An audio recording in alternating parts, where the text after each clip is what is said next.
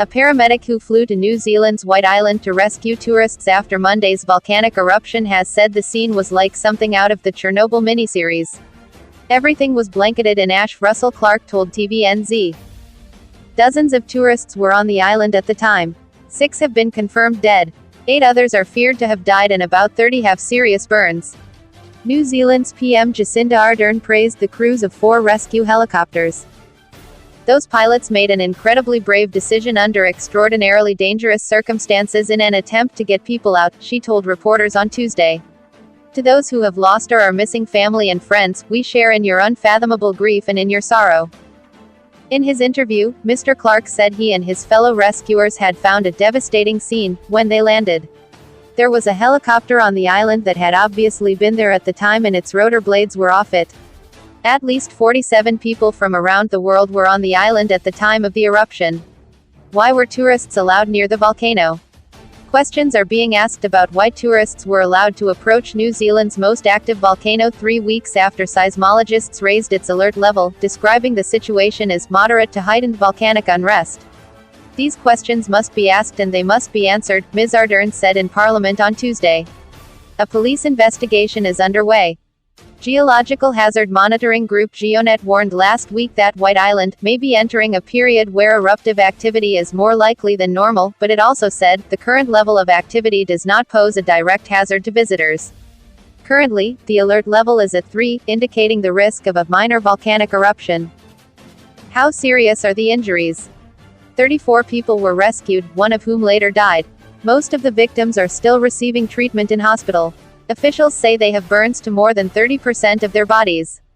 Several others are also suffering from inhalation burns. Police said they were unsure what state the bodies that remained on the island were in, saying they were probably covered in ash.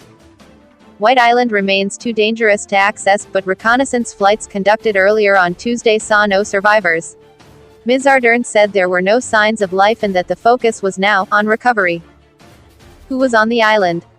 There were 24 visitors from Australia, 9 from the US, 5 from New Zealand, 4 from Germany, 2 from China, 2 from the UK, and 1 person from Malaysia. The first victim to be identified was tour guide Hayden Marshall Inman, a local of nearby town Whakatane, who according to New Zealand media has been named by his brother on Facebook. The second person confirmed to have died is from Malaysia, the country's High Commission said. Another tour guide from New Zealand, 23-year-old Tipani Manji, is among the missing. His family told media he had been called in on his day off. 2 British women were among those receiving treatment, said the UK High Commissioner to New Zealand, Laura Clark. Australian Prime Minister Scott Morrison said he feared 3 of the 5 confirmed dead were Australian. Mr. Morrison said that 24 Australians were on board a cruise ship exploring the island in the Bay of Plenty when the volcano erupted. Of those, 13 were in hospital and 11 were unaccounted for, he said.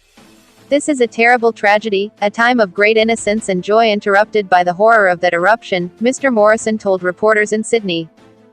A web page has been set up by the New Zealand Red Cross for families to register missing loved ones. What happened at the volcano? White Island, also called Wakari, is privately owned and a tourist destination with frequent day tours and scenic flights available. The volcano erupted in 2 explosions in quick succession at around 14:11, 1:11 Greenwich Mean Time, on Monday, sending up a thick plume of ash and vapor.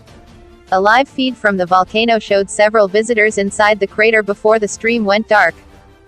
Some survivors were rescued by boat in the immediate aftermath of the explosion, but police said it was too dangerous to mount a rescue operation. But later 4 rescue helicopters missions picked up several people from the island. Since then, emergency services have been unable to search the area because of dangerous conditions, with plumes of ash continuing to rise above the volcano. Authorities on Tuesday said there was a 50% chance of a second eruption of the same size or smaller in the next 24 hours, but that it was unlikely there'd be a bigger eruption that would affect the mainland.